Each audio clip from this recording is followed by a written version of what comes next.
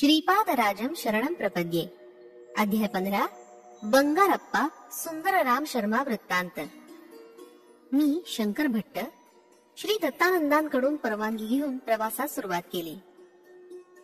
रस्त्यानं जाताना मला तहान लागली आणि मी जवळच्या एका विहिरी जवळ गेलो. पाणी काढण्यासाठी तिथं मला एक पोहरा सुद्धा होता. मी पाणी किती आहे हे पाहावं या उद्देशाने आत डोकावलो तेव्हा मला एक विचित्र दृश्य दिसलं. विहिरीच्या आतल्या बाजूस असलेल्या झाडाच्या फांदीला धरून एक व्यक्ती वर खाली कोलांटी उड्या घेत होती. त्या अपरिचित व्यक्तीनं माझ्याकडे मोठ्या प्रेमपूर्ण नजरेनं पाहिलं आणि म्हणाला, अरे शंकर भट्टा. मला आश्चर्य वाटलं, माझं नाव त्याला कसं कळलं असेल. मी त्याला उत्सुकतावश विचारलं, आपणास माझं नाव कसं कळालं. तो अपरिचित गृहस्थ म्हणाला, नुसतं नावच नाही तर तू श्रीपाद प्रभूंचा भक्त आहेस आणि त्यांच्या भेटीसाठी कुरुगड्डीस जात आहेस हे सुद्धा मी जाणतो. तुला भेटण्यासाठीच मी तुझी वाट पाहते. त्याला कसं बाहेर काढावं या विचारात मी होतो. माझ्या हातातील दोरी मजबूत नव्हती. माझ्या मनातील भाव ओळखून तो पुण्यपुरुष म्हणाला, प्रापंचिक बंधानं संसार कुपात पडलेला मानव तू बंधरहित असलेल्या या विचित्र योग प्रक्रियेमधील आत्मानंदात मग्न असलेल्या मला कसा बाहेर काढू शकणार. माझा मीच उठेल. आपल्याला शक्ती कमी पडल्यास श्रीपाद प्रभू करुणेनं शक्तीचा अनुग्रह करतात असं म्हटल्यानंतर निमिषार्धात तो माझ्या शेजारी उभा होता. मी संभ्रमित झालो. तो म्हणाला, माझं नाव बंगारप्पा. तू तहानलेला दिसतोयस, मी तुझी तहान भागवतो. असं म्हणून त्यानं त्या पोहऱ्यानं भराभर पाणी काढलं आणि तो स्वतःच ते पाणी गटागटा प्यायला. परंतु आश्चर्य असं की पाणी तो प्याला पण तहान मात्र माझी भागली. ह्याचं मला आश्चर्य वाटलं. नंतर आम्ही दोघांनी प्रवास प्रारंभ केला. त्यानं बोलण्यास सुरुवात केली. मी स्वर्णकार कुटुंबातील आहे. मी मंत्रतंत्रामध्ये प्रावीण्य मिळवलं होतं. माझ्या मंत्राच्या सामर्थ्यानं नावडत्या व्यक्तीस मारून टाकण्याची विद्या सुद्धा मला अवगत होती. भूत प्रेत पिशाच यांच्या सहवासात सुद्धा मी राहिलो होतो. माझं नुसतं नाव ऐकून लोक घाबरत. ज्या गावात मी जाई तेथील लोक मी भूत प्रेतांचे प्रयोग करू नये म्हणून मला विपुल धन आणून देत. माझ्या चेहऱ्यावरील साधारण मनुष्यांच्या चेहऱ्यावर दिसणारी प्रसन्न कळा लोक पाहून भूत प्रेतांची असलेली विकृत कळा, क्रूर स्वभाव माझ्या चेहऱ्यावर दिसू लागला. माझ्या संचारामध्ये एकदा पूर्व पुण्याईनं पिठिकापुरम लागलं. श्री दत्त प्रभूंच्या अवतारामधील पवित्र अशा नगरीत क्षुद्र असलेल्या कुंतत्राला परस्पर कलहाला काही कमी नव्हतं. श्री बापनार्युलू आणि श्रीपादांविषयी अनेक चित्र विचित्र गोष्टी मी करोडोपकरणी ऐकल्या होत्या. मी सर्वात प्रथम बापनार्युलूंना मारून टाकावा असा विचार केला. मी एका ओढ्याजवळ जाऊन ओंजळीने पाणी पित होतो. मला मनुष्यानं मारण्याच्या अनेक विद्यांचं ज्ञान होतं. त्यापैकी एक, ज्या व्यक्तीचा अंत करायचा तिचं ध्यान करून पाणी प्यायलं तर ते पाणी त्या व्यक्तीच्या पोटात जात असे. मी त्या ओढ्यातील पाणी पित असताना श्रीपाद प्रभू बापनार्यांच्या जवळ होते. श्रीपाद प्रेमानं बापनार्युलूंच्या पोटावरून हात फिरवत तेव्हा ताबडतोब ते पाणी उडून जाईल. मी पाणी पिऊन पिऊन थकलो परंतु बापनार्युलूंवर त्याचा काहीच अनिष्ट परिणाम न होता ते पूर्वीसारखे सुरक्षितच राहिले. माझी विद्या का फळाली नाही याचं दुःख झालं मला. श्रीपाद प्रभूंची क्षुद्रोपासका शिक्षा. मला एक सर्प मंत्र येत होता. त्या मंत्राच्या योगानं इच्छित व्यक्तीच्या घरी सर्प जाऊन दंश करीत असे. मी बापनार्युलूंचं ध्यान करून तो मंत्र उच्चारण केला. अनेक सर्प बापनार्युलूंच्या घरी गेले आणि घरी असलेल्या एका वेलावर पडवळाप्रमाणे लोंबकाळू लागले. परंतु ते बापनार्युलूंना काहीच करू शकले नाही. 2 मुहूर्तांचा काळ झाल्यावर ते जिथून आले होते तिथे निघून गेले. माझा दुसरा प्रयत्न सुद्धा फसला होता. माझ्या अंकित असलेले भूतप्रेत बापनार्युलूंच्या घराजवळ सुद्धा फिरकू शकत नाही. हा सर्व श्रीपाद प्रभूंच्या लीलांचा चमत्कार असल्याचं मला कळून चुकलं. एवढं झालं तरी माझी राक्षसी प्रवृत्ती काही कमी झाली नाही. मी स्मशानात जाऊन श्रीपादांची कणिकेची बावली करून त्याला 32 जागी 32 सुया टोचल्या. या मारण प्रक्रियेत श्रीपादांच्या शरीरास 32 ठिकाणी जखमा व्हाव्यात एवढीच नाही तर त्या सुयात रवरूप होऊन त्यांच्या शरीरात विषाचा फैलाव होऊन त्यानं त्यांचा अंत व्हावा असा माझा दुष्टवेध होता. परंतु हा प्रयत्न सुद्धा फसला. एका रात्रीच्या वेळी माझ्या शरीरात पाणी भरत असल्याचं मला जाणवलं. त्यानं मला प्राणांतिक वेदना होऊ लागल्या. बापनार्युलूंच्या घरी सोडलेले सर्व सर्प माझ्याकडेच येऊन मलाच दंश करू लागले. श्रीपादांच्या पिठाच्या बाहुलीला ज्या ज्या ठिकाणी सुया टोचवल्या होत्या त्या त्या ठिकाणी मला असह्य वेदना होऊ लागल्या. नरक यातनांचा अनुभव होऊ लागला. मी श्रीपाद वल्लभांना मनापासून अंतर्मनानं शरण गेलो. माझ्या अंतर्दृष्टीला श्रीपाद प्रभूंचं दर्शन झालं. ते म्हणाले, बंगारप्पा, तू केलेल्या महापापाला अनेक वर्ष इहलोकात दुःख भोगल्यानंतर नरकात सुद्धा दुःखाचा अनुभव घ्यावा लागला असता. परंतु मी तुझ्यावर कृपा करून या एका रात्रीत झालेल्या यातनांद्वारे कर्माचा नाश करत आहे. तुझ्या सर्व क्षुद्र विद्यांचा सुद्धा नाश करत आहे. तरी पण कोणी तहानेनं व्याकुळ झालेला मानव तुझ्या अंतर्दृष्टीस दिसल्यास तू स्वतः पाणी पिऊन त्याची तहान भागवू शकशील. कोलांटिखात जुळणं ही एक योग प्रक्रिया आहे. त्याचा अभ्यास करून तू आनंदाची प्राप्ती करून घेशील. आजपासून सात्विक प्रवृत्तीचा स्वीकार करून जगशील. माझ्या मात्या पित्यांच्या घरी किंवा श्री बापनारुलूंच्या घरात पाय ठेवण्यास सुद्धा बहुजन्माचं पुण्य असावं लागतं. तुला या जन्मात तरी तसं भाग्य नाही. जीवन देणारा परमेश्वर आहे म्हणून प्राण काढून घेण्याचा अधिकार सुद्धा त्याचाच आहे. माता पिता जन्मदाते असल्यानं परम पूज्य असतात. त्यांचा वृद्धापकाळात अनादर करणाऱ्यांकडे माझा कृपा कटाक्ष नसतो. तू आपल्या क्षुद्र विद्येनं कितीतरी निष्पाप लोकांना अकाली मृत्यू दिलास. त्या पापाचं फळ तुला शंकर भट्ट नावाच्या कन्नड ब्राह्मणाची भेट होईपर्यंत राहील. नंतर निशेष होईल. तो शंकर भट्ट माझं चरित्र लिहील असं श्रीपाद प्रभू मला म्हणाले होते. ही घटना घडली तेव्हा श्रीपादांचं वय 7-8 वर्षाचं होतं. त्या दिवसापासून मी तुझी वाट पाहतोय. आज माझा चांगला दिवस आहे असं बंगारप्पा म्हणाले. ही घटना गोंधळात टाकणारी होती. नंतर मी असमंजसपणे म्हणालो, तुम्ही पाणी प्यायलं तर दुसऱ्याची तहान कशी भागते, यात मर्म काय? त्यावर बंगारप्पा म्हणाले, एका योग प्रक्रियेनं मी इतर जीवांच्या प्राणमय शक्तीमध्ये अनुसंधान साधतो. त्याद्वारे हे तादात्म्य भावनेनं साध्य होतं. रामायण काली किष्किंधा नगरीचा वानरराजा वाली यास एका योग प्रक्रियेद्वारे त्याच्या समोर युद्धास असलेल्या योद्ध्याच्या शक्तीच्या दुप्पट शक्ती प्राप्त होत असे. या कारणानंच श्रीरामानं झाडाच्या मागे लपून त्याचा वध केला होता. विश्वामित्र महर्षींनी राम लक्ष्मणांना बला अतिबला नावाच्या 2 अत्यंत पवित्र मंत्रांचा उपदेश केला होता. या मंत्रातील स्पंदनाच्या प्रभावानं प्राणशक्तीची सिद्धी करता येते. मानवाच्या शरीराच्या शुद्धीक्रमाच्या 12 अवस्था आहेत. श्रीरामांचा देह 12व्या अवस्थेत होता. श्रीपादांचा देह सुद्धा 12व्या अवस्थेत असल्यानं त्यांच्यातील अनंत शक्ती, अनंत ज्ञान, अनंत व्यापकत्व सहज सिद्ध असं आहे. साधन मार्गातील 7 भूमिकांचा विचार. मानव त्याच्या विकासात सप्त भूमिकेत असतो. पहिल्या भूमिकेत स्थूल देहेंद्रिय, सूक्ष्म देहेंद्रिय एकाच वेळी उपयोगात आणू शकतो.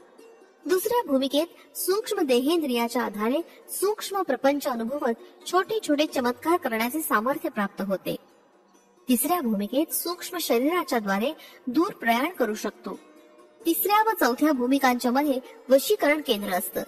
वशीकरणात असताना ज्या स्थितीत असतो त्याच स्थितीत आपण राहतो. गौतम ऋषींनी अहल्येस शाप दिला तेव्हा ती आश्चर्यचकित झाली. तिला आपण शील चैतन्यात आहोत असा दृढ विश्वास होता.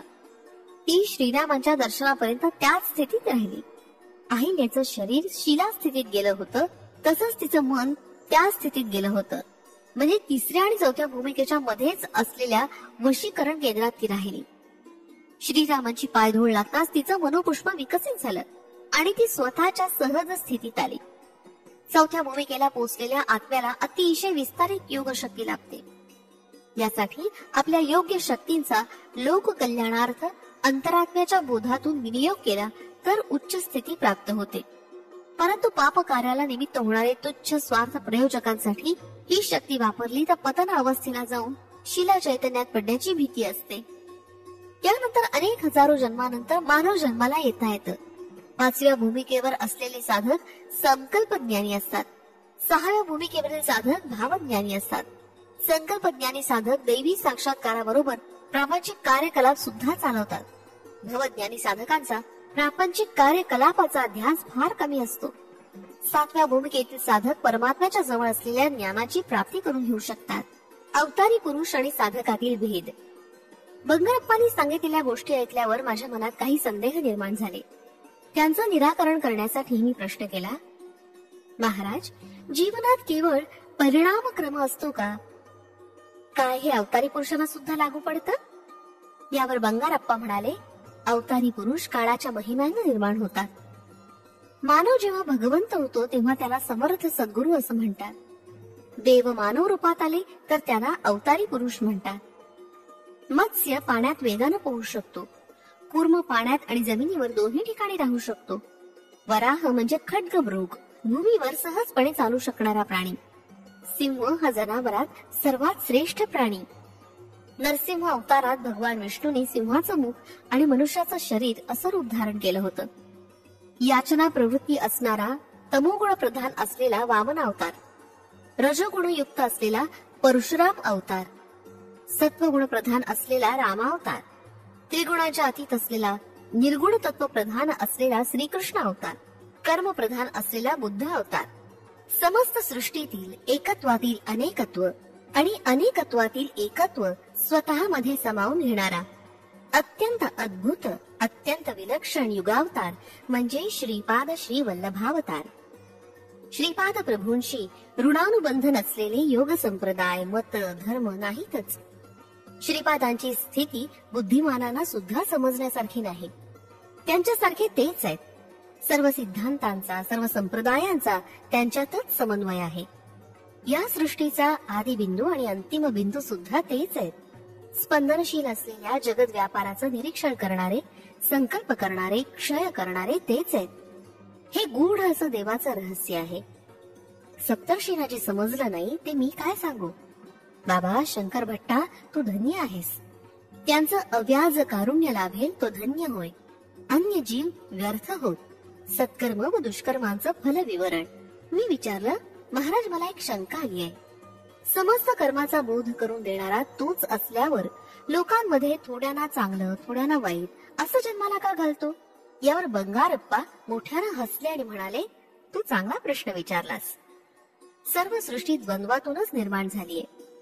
मृत्यूचं भय नसेल तर जन्मदात्री आई सुद्धा मुलावर प्रेम करणार नाही. वेदांमध्ये पुरुष हा शब्द आत्मा या अर्थानं वापरला असला तरी आत्मा म्हणजे पुरुष नव्हे. पुरुष हा शब्द देहास सूचित करतो आणि आत्मा हा देह नाही. तो देहाहून निराळा असून अजन्मा, अव्यक्त, अचिंत्य आणि विकाररहित आहे. मानवात आणि प्राणी मात्रात एकच आत्मा वास करतो. मनुष्य आणि देव यांच्यात मात्र भेद आहे. या भेदामुळेच मनुष्य देवत्व प्राप्त करण्यासाठी प्रयत्नशील असतो. या प्रयत्नामुळेच मानवाचा विकास होतो. देवामध्ये केवळ चांगल्या सृजनात्मक शक्ती असतात असं नाही, तर काही विघटनकारक, विनाशकारक शक्ती सुद्धा असतात. त्या शक्तींचा आवश्यकतेनुसार उपयोग करून सृष्टीचं चलनवलन सुव्यवस्थित चालवण्याचं कर्म देव करत असतात. मनुष्याच्या जन्मात सुख आणि दुःख ही पूर्वकर्मानुसार येत असतात. दुःख येत असल्यानं मानवात सुखाचं महत्व कळतं आणि तो सुख मिळवण्याचीच आकांक्षा करतो. सृष्टीमध्ये असं दिसून येतं की अनेक दुष्ट, कुकर्मी, नास्तिक, जनतेला छळणारे लोक अत्यंत सुखाचं जीवन जगतात आणि सत्यवचनी, प्रामाणिक, सदाचारी, सच्शील व्यक्तींना अनेक दुर्धर संकटांना तोंड द्यावं लागतं. अशा विपरीत स्थितीचं कारण असं की कुकर्म करून सुद्धा अत्यंत सुखाचा उपभोग घेणाऱ्या लोकांनी पूर्वीच्या जन्मात काही सत्कर्म केली असणार आणि त्याचं फलस्वरूप त्यांना आज असलेलं सुख प्राप्त झालंय. तसंच अत्यंत प्रामाणिक, सच्शील, सज्जन लोक आज जी दुःख भोगताना दिसतात ती त्यांच्या पूर्वजन्मातील पापकर्मांचं फलस्वरूपच. मनुष्यास आपल्या पाप अथवा पुण्याचं फळ तत्काळ मिळत नाही, त्यास काही वेळ लागतो. परंतु पाप किंवा पुण्य अत्यंत तीव्र स्वरूपाचं असल्यास त्याचं फळ लवकर मिळतं. चांगलं अथवा वाईट कर्म करणं मानवाच्या हाती असतं. समाजात अधर्माची वाढ होऊन दुष्ट, दुराचारी लोकांकडून सज्जनांचा, संतांचा छळ होऊ लागतो. त्यावेळी भगवान सगुण रूपात अवतार घेऊन पापी, दुराचारी लोकांचा नाश करून धर्माचं, संत सज्जनांचं रक्षण करतात. हजारो वर्षांपासून आकाशात तारे, ग्रह चांदण्या होत्या, परंतु त्या सध्याप्रमाणे सुव्यवस्थित नव्हत्या. कालांतरानं या तारामंडलातील अनेक तारे खाली पडून त्यांचं दगडात रूपांतर झालं. अनेक ग्रह एकमेकात मिसळून गेले. पृथ्वीसह सारे ग्रह सूर्याभोवती परिभ्रमण करतात. या ग्रहांच्या आकर्षण विकर्षणानंच सृष्टी चलित आहे. ती सूर्याभोवती परिक्रमा करत असते. परमेश्वराविषयी आकर्षणानं लोक आस्तिक होतात आणि सत्कर्म करण्यास प्रवृत्त होतात. ज्या लोकांमध्ये परमेश्वराविषयीचं आकर्षण नसतं ते नास्तिक होऊन दुष्कर्म करण्यास प्रवृत्त होतात. या दोन्ही प्रकारच्या कर्मांना ते स्वतःच आधार असतात. वेलू प्रभू महाराजांचा गर्वभंग. पिठिकापुरम या नगरीत वेलू प्रभू नावाचे एक महाराज राज्य करीत होते. ते वेश बदलून नगरात फिरून प्रजेची स्थिती अवलोकन करीत. एकदा त्यांना श्रीपाद श्री वल्लभांना भेटण्याची इच्छा झाली. त्यांनी आपल्या सेवकास अप्पळराज यांच्या घरी पाठवून आदेश दिला की श्रीपाद श्री वल्लभ स्वामींना तत्काळ घेऊन यावं. घरात स्वामींचे आजोबा बापनाचार्य होते. सेवकांनी त्याला राजाज्ञा सांगितले. आजोबांनी स्वामींना सांगितलं, पिठिकापुरमच्या महाराजांनी तुला भेटीस बोलावलंय. श्रीपाद म्हणाले, तात, राजांच्या मनात भक्तिभाव नाही. तो अहंकार पूर्ण वृत्तीने मला येण्याची आज्ञा करतोय. त्याला वाटतं आपण महाराज आहोत, आपली सत्ता सर्वांवर चालते, आपण म्हणू तसं झालं पाहिजे. परंतु माझं दर्शन एवढं सोपं नाही हे तो जाणत नाही. मी महाराजांच्या भेटीसाठी जाणार नाही. स्वामी राजाच्या सेवकाला म्हणाले, तुमचे महाराज केवळ या पिठिकापुरमचे राजे आहेत, परंतु मी तर समस्त विश्वाचा चक्रवर्ती सम्राट आहे. तुमच्या महाराजांना सांगा की माझ्या दर्शनाची इच्छा असल्यास स्वतः आपण आमचे घरी यावं. येताना गुरुदक्षिणा आणि चक्रवर्ती सम्राटास शोभेल असा नजराणा घेऊन यावं. स्वामींचं हे वक्तव्य ऐकून अप्पळराज आणि बापनाचार्युलू यांनी आपसात विचार विनिमय करून सेवकांना निरोप देऊन पाठवून दिलं. सेवकांनी स्वामीचा निरोप राजास कळवला. तो ऐकून महाराज अत्यंत संतप्त होऊन म्हणाले, मी या नगरीचा महाराज आहे. माझ्या आज्ञेचं श्रीपाद श्री वल्लभ कसं उल्लंघन करू शकतात हे मी पाहतो. एवढं वाक्य बोलताच भोवळ येऊन ते सिंहासनावरून खाली पडले. सारे सेवक सिंहासनाजवळ धावले. त्यांनी राजाला पाणी पाजून सावध करण्याचा प्रयत्न केला, परंतु त्याची सर्व शक्ती गेल्याप्रमाणे होऊन भयंकर अशा नरक यातना त्याला होऊ लागल्या. तत्काळ राजपुरोहित श्री कोट सुंदर शर्मा यांना बोलावणं पाठवलं. त्यांनी महाराजांची परिस्थिती पाहून स्वतः श्री दत्तात्रेयांची श्रद्धा भावानं पूजा करून तीर्थप्रसाद महाराजांना आणून दिला आणि विभूती कपाळी लावली. राजपुरोहित म्हणाले, पाहिलात ना माझ्या अर्चनेचा परिणाम. आपण श्रीपाद श्री वल्लभांच्या दर्शनाची इच्छा केली ती व्यर्थ आहे, कारण ते स्वतःच श्री दत्त प्रभूंचे अवतार आहेत. त्यांच्या पूजेनं लहान सहान सिद्धी प्राप्त होतात. बापनाचार्युलूंना सुद्धा त्यांच्यामुळेच मंत्रसिद्धी प्राप्त झालीये. श्री व्यंकटशास्त्री हा धूर्त वैश्य स्वामींना अनेक सिद्धी प्राप्त आहेत असा प्रचार करीत असतो. महाराज, आपण बलवान असलात तरी श्री स्वामींना बांधून आणणं योग्य नाही, ते आपल्या फायद्याचं नाही.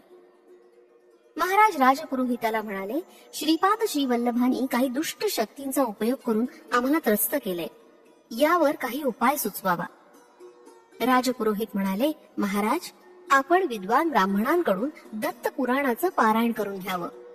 स्वयंभू दत्तात्रेयाची पूजा करून समाराधना करावी आणि ब्राह्मणांना भूदान, सुवर्णदान, अन्नदान करावं. असं केलं असता श्री दत्त प्रभू प्रसन्न होऊन आपली व्याधी पूर्ण बरी करतील. राजांना राजपुरोहितांच्या सांगण्याप्रमाणे विद्वान ब्राह्मणांकरवी श्री दत्त पुराणाचं पारायण प्रारंभ केलं. परंतु आश्चर्य असं घडलं की पारायण सुरू केल्यापासून गावातील चोरांचा सुळसुळाट अधिकच वाढला. त्यांच्यावर आळा घालणं राजास कठीण झालं. महाराजांना त्या रात्रीत स्वप्नात आपले पितर दिसले. ते अगदी क्षीण, अशक्त आणि दीनवाणे दिसत होते. ते म्हणाले, अरे वेलू, तू आम्हास श्राद्ध भोजन देत नाहीस, आमची या प्रेत योनीतून सुटका करण्यास काही करत नाहीस. महाराज म्हणाले, तात, मी शास्त्रानुसार श्राद्ध कर्म करतो ना.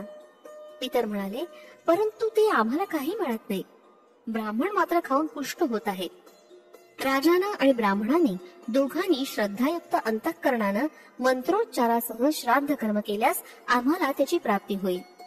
पितरांच्या वक्तव्यानं राजास रात्री निद्रा सुद्धा आली नाही. याच वेळी त्याची उपवर सुंदर अशी कन्या भूतबाधेनं पीडित होऊन केस मोकळे सोडून विकट हास्य करीत घरातील सर्व वस्तू रागानं घराबाहेर फेकू लागली. ती जेवायला बसली की अन्नात किडे दिसत आणि ती ते अन्न फेकून देईल. तिच्या अंगावरील कपड्यांना एकदम आग लागे.